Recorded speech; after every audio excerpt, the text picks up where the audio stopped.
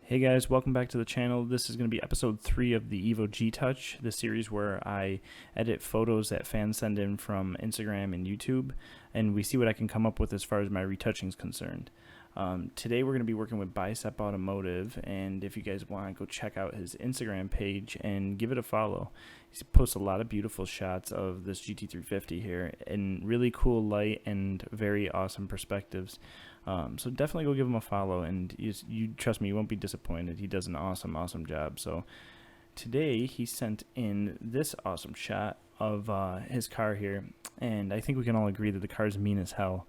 The front bumper is so aggressive. I absolutely, probably one of my favorite parts of this car is that front bumper. The HREs really set the car off. I think it is exactly what it needed to give it a little bit more aggression in that wheel well there. And then on a photographic note, right off the get-go, I love the composition. I love that we get to play around with this little rock bed here and this little stream or something wherever we are. And we got a nice overcast day.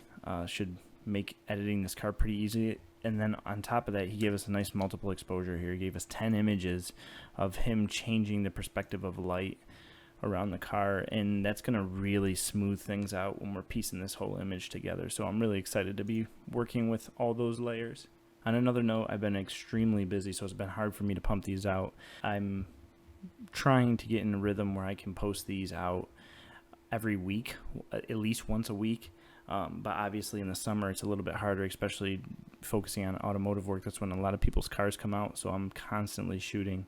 But I'm gonna try. I'm gonna get them out whenever I can, at least. So for these and the breakdowns. So just stay tuned and bear with me, and I'll start to try to get things rolling a little bit quicker here. But yeah, I'm excited to work with this shot, and let's get to it. Hey guys, so a little issue. When I started this file here, I noticed after a little bit that I was displaying a black screen. It wasn't even recording my screen for some reason in the OBS system. So I'm going to walk you through just what I've done so far, which isn't a lot yet, so you guys haven't missed much. Basically, I've tweaked this in Camera Raw here. I'll run through it if you guys want to see this stuff. Just a couple adjustments to the greens, and then some minor sharpening, and then a couple of tweaks to the shadows, just trying to get my darks and stuff a little bit more away from the histogram there, the blacks, the clipping. You can see I'm clipping a little bit here and there, but that's not a big deal. But yeah, so then I took this main file here into Photoshop, and here it is. You can see the marching ants. I spent pretty much this whole time while it wasn't displaying selecting the car out, which I'm glad that's all I really got done, because I usually speed through that anyways. I have two selection layers here. And then I have my background layer here and the background clean layer. You can see I'm getting rid of those power lines on the right side there, just cleaning up the photo. Then I'm just starting to get into the layer masking of the different strobe lights of the strobe hitting the car. And that's where I'm going to pick up the time lapse. I'm going to start it right now and get back into this file.